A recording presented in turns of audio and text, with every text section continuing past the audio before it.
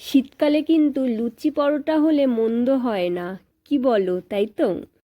আজকে তার জন্য আমি বানাচ্ছি আলুর লুচি। নিয়ে নিয়েছি ময়দা, সামান্য পরিমাণ হিং, বেকিং পাউডার, আর নিয়েছি রিফাইন তেল, সামান্য পরিমাণ নুন, চিনি আর সেদ্ধ করে রাখা আলু দিয়ে এটাকে ভালো করে মেখে নেব। এর মধ্যে কিন্তু জল দেওয়া যাবে না, খুব সামান্য পরিমাণে জল দিতে হবে। সামান্য পরিমাণ জল দিয়ে মেখে এটাকে 15 থেকে 20 মিনিটের জন্য ঢেকে রেখে দেব। ঢাকনাটা তুলে ময়দাটাকে গোল গোল করে নেব, লেচি করে নেব। লেচি করে বেলে নিয়ে এবার রিফাইন তেলে এটাকে ভেজে নিতে হবে।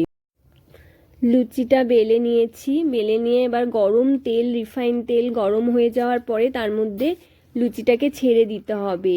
আর খুব সুন্দরভাবে এটা কিন্তু ফুলে উঠবে, আর খুব নরমও হবে, পুরো তুলতুলে নরম হয়ে যাবে। খেতে তো দারুণই লাগে।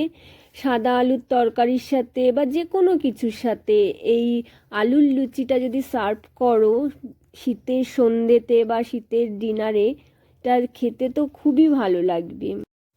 আলুর লুচি হয়ে গেছে। আমি করেছি আজকে সাদা আলুর তরকারি আর তার সাথে আলুর লুচি। তোমরা দেখো আলুর লুচিটা কতটা সফট হবে, এটা ধরলেই বুঝতে পারা যাচ্ছে। আর খেতে তো দারুণ হয়েছে।